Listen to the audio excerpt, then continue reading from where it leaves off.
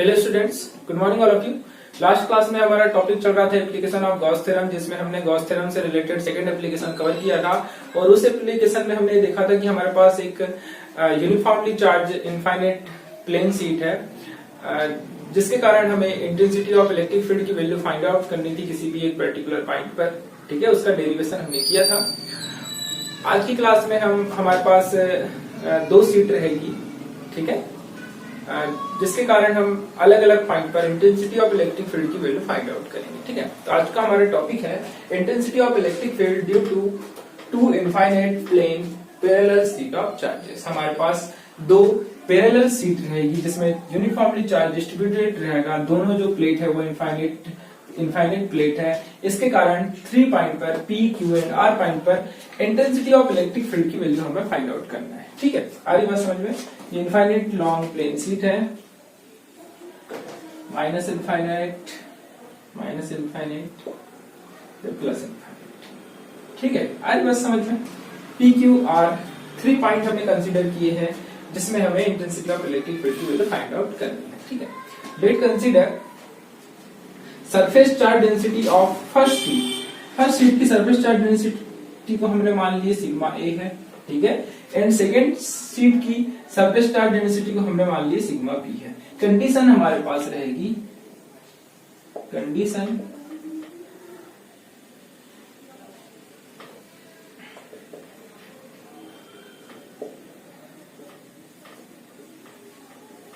when sigma A is greater than sigma B. ठीक है, हमने मान के चले कि जो सरफेस चार्ज डेंसिटी है फर्स्ट शीट में वो ग्रेटर देन है सेकेंड शीट की जो सरफेस चार्ज डेंसिटी है उससे। ठीक है, आ रही बात समझ में? इस कंडीशंस को अप्लाई करते हुए हम इसका डेरिवेशन करेंगे और पॉइंट P पर, पॉइंट Q पर एंड पॉइंट R पर इंटेंसिटी ऑफ इलेक्ट्रिक फील्ड की वैल्यू फाइंड आउट करेंगे।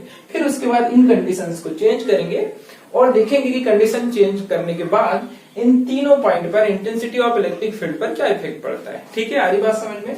तो इस टॉपिक इस कंडीशन को स्टार्ट करने से पहले मैं सिंगल शीट के लिए जो हमने इंटेंसिटी ऑफ इलेक्ट्रिक फील्ड का फार्मूला निकाले थे वो आपको याद दिला देता हूँ। सिंगल शीट के लिए हमने क्या निकाले थे? जब हमारे पास सिंगल शीट थी उसके कारण जब हमने इंटेंसिटी ऑफ इलेक्ट्रिक फील्ड की वैल्यू निकाले थे तो क्या आई थी? Sorry, intensity of electric field is equal to आया था सिग्मा अपॉन 2 एप्सिलॉन। ठीक है, ये वैल्यू आई थी हमारे पास। इस फार्मूले का यूज होगा पूरे आज की टॉपिक में, तो इस फार्मूले को आपको याद रखना है। ठीक है, इस टॉपिक का यूज होने वाला है, सॉरी इस फार्मूले का यूज होने वाला है। अरे बात समझ में? सबसे पहले हम P पॉइंट पर इंटेंसिटी ऑफ इलेक्ट्रिक फील्ड की वैल्यू निकालेंगे। P पॉइंट पर इंटेंसिटी ऑफ इलेक्ट्रिक फील्ड की वैल्यू निकालने से पहले एक और कंसेप्ट आपका क्लियर होना चाहिए। मान लेते हैं हमारे पास ये ग्राफ है, ये y एक्सिस हो गई। ठीक है, ये y एक्सिस आप सभी को पता होगा, ये y एक्सिस होती है और ये सॉरी ये x एक्सिस है। ठीक है, और ये y एक्सिस है। आ रही बात समझ में? x एक्सिस में जो नंबर इस साइड होते हैं मतलब कि राइट साइड में ये पॉजिटिव होते हैं। ठीक है, और जो लेफ्ट साइड में होते हैं ये निगेटिव होते हैं। वैसे y एक्सिस में भी होते हैं। ठीक है, लेकिन y एक्सिस का हमें यूज नहीं करना है, यहाँ पे x एक्सिस का यूज होगा। तो जब इलेक्ट्रिक फील्ड का डायरेक्शन लेफ्ट साइड में रहेगा, ठीक है, तब इलेक्ट्रिक फील्ड कैसी रहेगी? पॉजिटिव, सॉरी निगेटिव रहेगी। क्योंकि लेफ्ट साइड में एक्सिस में आप देखिए वैल्यू क्या रहती है? निगेटिव रहती है, तो इलेक्ट्रिक फील्ड भी कैसी रहने वाली? निगेटिव रहने वाली। ये कंसेप्ट आपको याद रखना है। और यदि इलेक्ट्रिक फील्ड का डायरेक्शन राइट साइड में है मतलब कि इलेक्ट्रिक फील्ड उस टाइम कैसी रहेगी? पॉजिटिव रहेगी। ठीक है, तो ये कंसेप्ट आपको ध्यान रखना है। इन दो कंसेप्ट का यूज होने वाला है इस पर्टिकुलर टॉपिक में। एक कंसेप्ट ये और दूसरा कंसेप्ट ये। ठीक है, ये फार्मूला और सेकंड ये हमारे पास जो निगेटिव कब लेंगे इलेक्ट्रिक फील्ड की वैल्यू, पॉजिटिव कब लेंगे, ये आपको पता होना चाहिए। ठीक है, इतना नोट करिए। अब हम सबसे पहले निकालेंगे intensity of electric field at point P। पहला हमारे पास पॉइंट रहेगा intensity of electric field at point P। P point पर हम इंटेंसिटी ऑफ इलेक्ट्रिक फील्ड की वैल्यू फाइंड आउट करने वाले हैं। ठीक है, P पॉइंट पर सबसे पहले हम इंटेंसिटी ऑफ इलेक्ट्रिक फील्ड का डायरेक्शन देखेंगे कि डायरेक्शन क्या होगा। ठीक है, तो जो हमने मान ली कि ये वाली जो सीट है हमारे पास सीट ए है और ये वाली जो सीट है हमारे पास सीट बी है। तो ए सीट के कारण इंटेंसिटी ऑफ इलेक्ट्रिक फील्ड का डायरेक्शन कैसा रहेगा? यहाँ पे पॉजिटिव चार्ज डिस्ट्रीब्यूटेड है, ये सीट है, ठीक है, ये सीट हमारे पास रखी हुई है, तो इंटेंसिटी ऑफ इलेक्ट्रिक फील्ड का डायरेक्शन या तो ऐसा रहेगा या तो ऐसा रहेगा, ठीक है। वैसे ही बी में रहेगा या तो ऐसा या तो ऐसा, ठीक है, या तो ऐसी इलेक्ट्रिक फील्ड रहेगी, ठीक है, या तो ऐसी रहेगी। इसमें भी वही पर्टिकुलर, मतलब इस सीट में भी सेम यही कंडीशन रहेगी। यानी बात समझ में, ठीक है। तो हम पी पॉइंट की बात करें तो पी पॉइंट पर इंटेंसिटी ऑफ इलेक्ट्रिक फील्ड का डायरेक्शन देखेंगे ए सीट के कारण। ए सीट के कारण कैसा रहेगा, ऐसा रहेगा, ठीक है। हमने मान ली इसे E1, आ रही बात समझ में, ठीक है।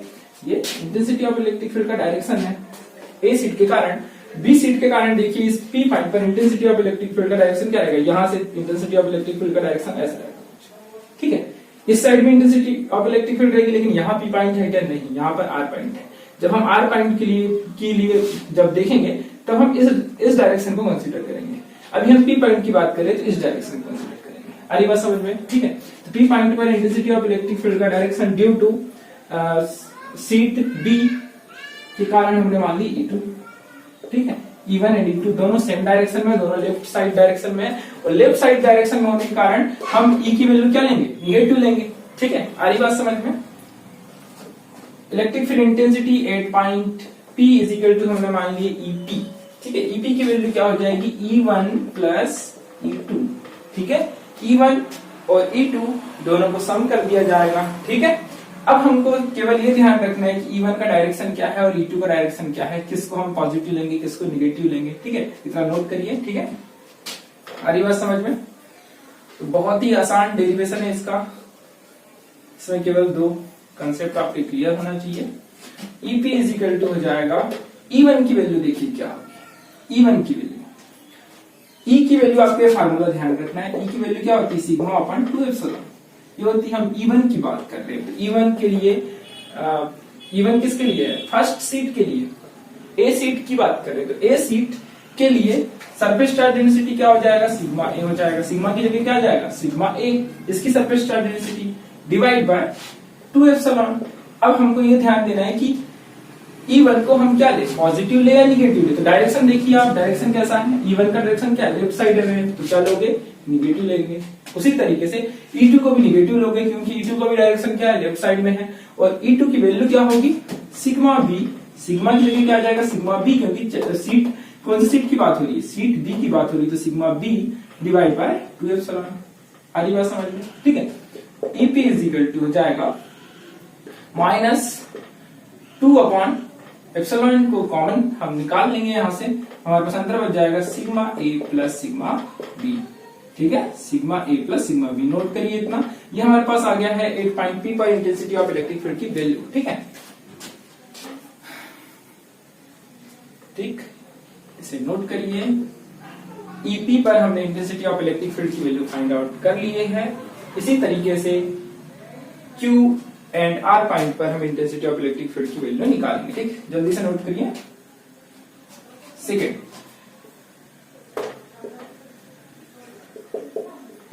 Intensity of electric field 8 point Q।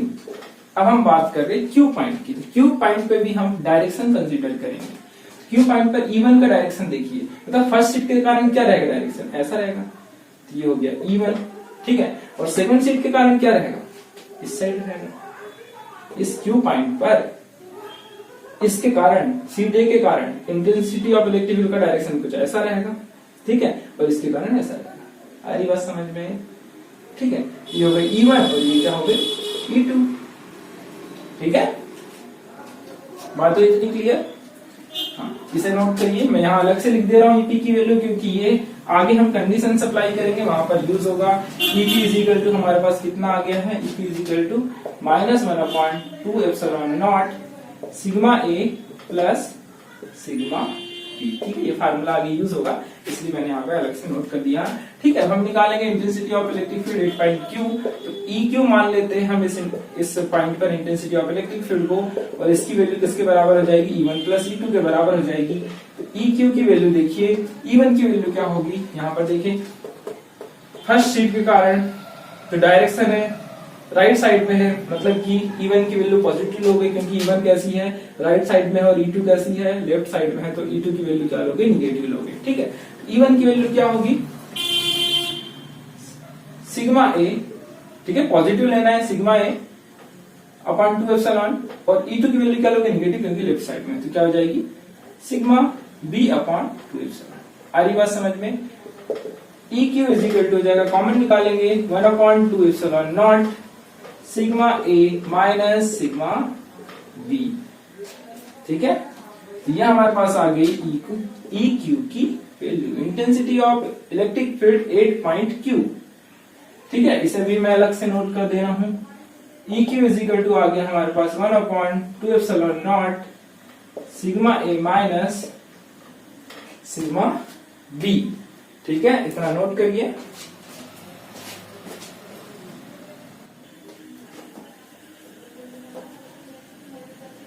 अब नेक्स्ट आर पॉइंट की बात कर रहे हैं। अब आर पॉइंट में निकालेंगे intensity of electric field 8 point R, intensity of electric field 8 point R. ठीक है, आर पॉइंट में, तो आर पॉइंट में देखिए डायरेक्शन सबसे पहले E1 का डायरेक्शन, ये फर्स्ट शीट है तो फर्स्ट शीट के कारण इंटेंसिटी ऑफ इलेक्ट्रिक फील्ड का डायरेक्शन ऐसा रहेगा, तो ये मैंने मान लिया E1। ठीक है, ये हो गया E1। ठीक, और E1 को थोड़ा छोटा ले लेते हैं। E1 क्यों छोटा ले रहे हैं? क्योंकि E1 की वैल्यू E2 के कंपैरिजन में कम रहेगी, और ये रहेगा E2 का डायरेक्शन। आ रही बात समझ में?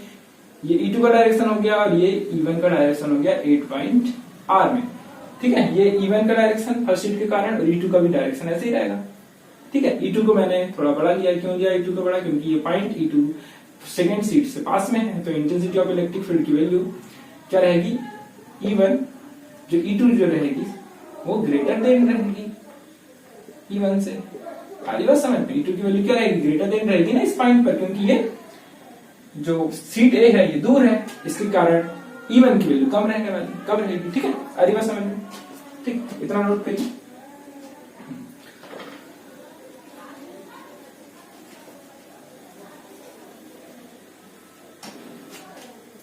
8 पॉइंट E की बात कर रहे हैं, तो हम इसे मान लेते हैं ER। ER is equal to क्या हो जाएगा? E1 प्लस E2, यहाँ पर भी सेम, तो ER इज इक्वल टू हो जाएगा E1 की वैल्यू क्या होगी? देखिए इस पॉइंट पर दोनों क्या है? राइट साइड में है ना, दोनों का डायरेक्शन कैसा है? राइट साइड में दोनों पॉजिटिव लेंगे, तो हमारे पास आ जाएगा sigma A upon 2 epsilon naught plus sigma B upon 2 epsilon.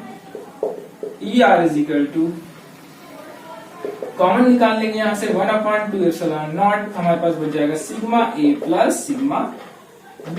ठीक है, तो ये हमारे पास ER की वैल्यू आ गई है। Intensity of electric field 8 point R is equal to आ गया 1 upon 2 epsilon not sigma A plus sigma B।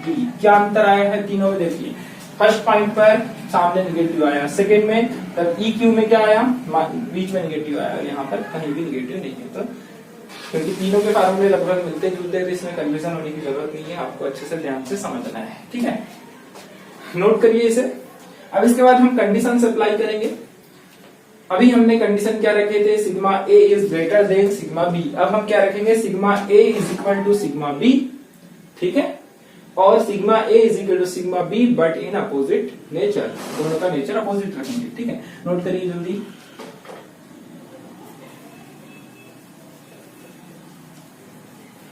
अब कुछ कंडीशंस देखेंगे।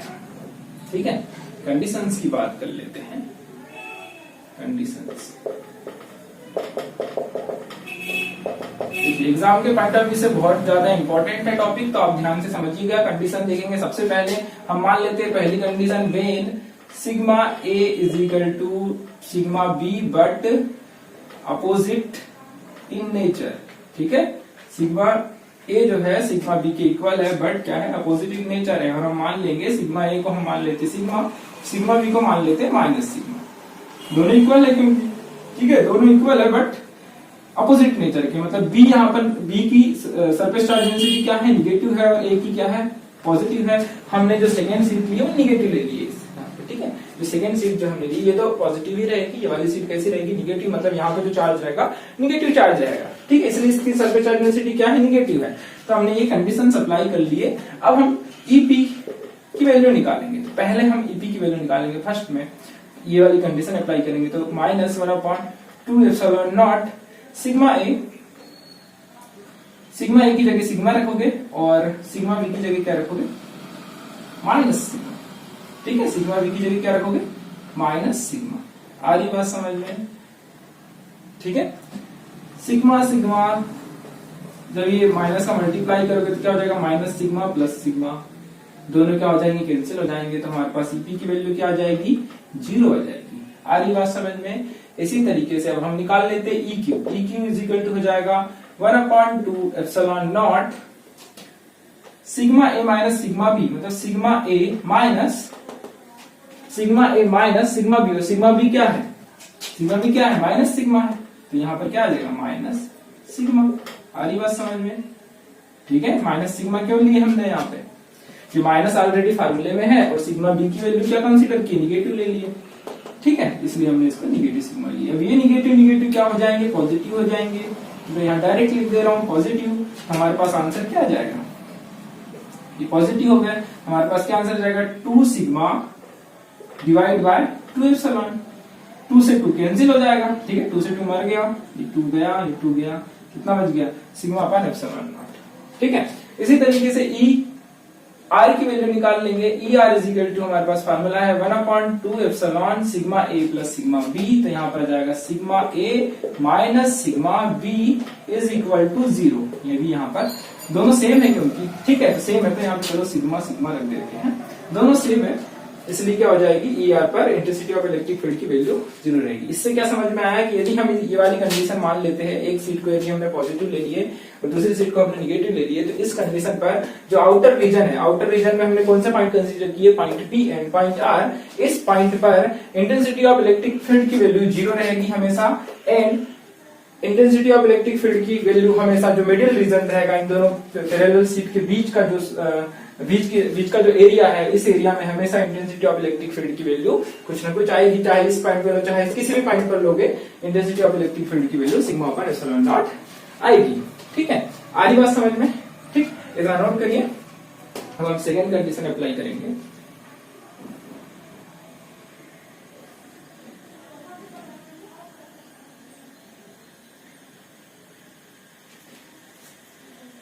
सेकेंड कंडीशन में हम sigma A is equal to sigma B ले लेंगे। ठीक है, हम मान लेंगे कि दोनों जो सीट है उसकी सरफेस चार्ज डेंसिटी इक्वल है, तो हमें मान लेते हैं इज इक्वल टू सिग्मा। ठीक है, अब इस फार्मूले में हम पुट करेंगे वैल्यू और देखेंगे कि इलेक्ट्रिक फील्ड इंटेंसिटी की वैल्यू पर क्या चेंजेस आएगा। 1/2 एप्सिलॉन, ठीक है, 1/2 एप्सिलॉन सिग्मा ए की जगह क्या आ जाएगा, सिग्मा, और इसकी जगह भी क्या आ जाएगा, सिग्मा।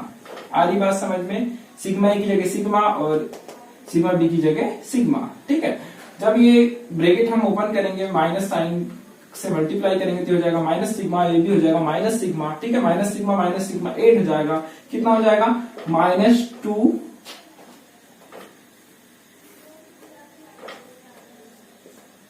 कितना हो जाएगा, -2 सिग्मा डिवाइड बाय 2 एप्सिलॉन। आ रही बात समझ में? ठीक है, 2 से 2 कैंसिल हो जाएगा, तो हमारे पास आंसर क्या आ जाएगा, फाइनली हमारे पास आ जाएगा माइनस सिग्मा अपॉन एप्सिलॉन। आ रही बात समझ में? ठीक है, अब ई क्यू की बात करते हैं। 1/2 एप्सिलॉन सिग्मा ए की जगह आ जाएगा sigma minus sigma, sigma minus sigma is equal to 0। ठीक है, अब ई आर की बात करते हैं। 1/2 एप्सिलॉन सिग्मा ए की जगह क्या आ जाएगा, सिग्मा प्लस सिग्मा, तो यहाँ पर हमारे पास वैल्यू हो जाएगी, इसको सॉल्व करिएगा, 2 सिग्मा अपॉन 2 एप्सिलॉन, तो हमारे पास हो जाएगी सिग्मा अपॉन एप्सिलॉन नॉट। ठीक है, आई बात समझ में? नोट करिए इतना। अब यहाँ पर आप देखिए, इस कंडीशन पर यदि दोनों जो हमारे पास सीट है, पैरेलल सीट है, उसकी सरफेस चार्ज डेंसिटी को यदि हमने इक्वल ले लिए और दोनों ही सीट को हमने पॉजिटिव कंसीडर किए, मतलब दोनों की सरफेस चार्ज डेंसिटी नेचर में भी इक्वल रहेगी और उनका मैग्नीट्यूड भी सेम रहेगा, उस कंडीशन पर जो मिडिल रीजन है, मतलब ये वाला मिडिल रीजन, इन दोनों सीट के जो बीच के जो पॉइंट है, उन सारे पॉइंट पर इंटेंसिटी ऑफ इलेक्ट्रिक फील्ड की वैल्यू हमेशा 0 रहेगी। ठीक है, और आउटर रीजन में लेफ्ट साइड वाले में क्या रहेगी, निगेटिव रहेगी, ये लेफ्ट साइड वाला ईपी, ठीक है, निगेटिव रहेगी, और राइट साइड वाले में पॉजिटिव रहेगी। आगे बात समझ में? नोट करिए इतना।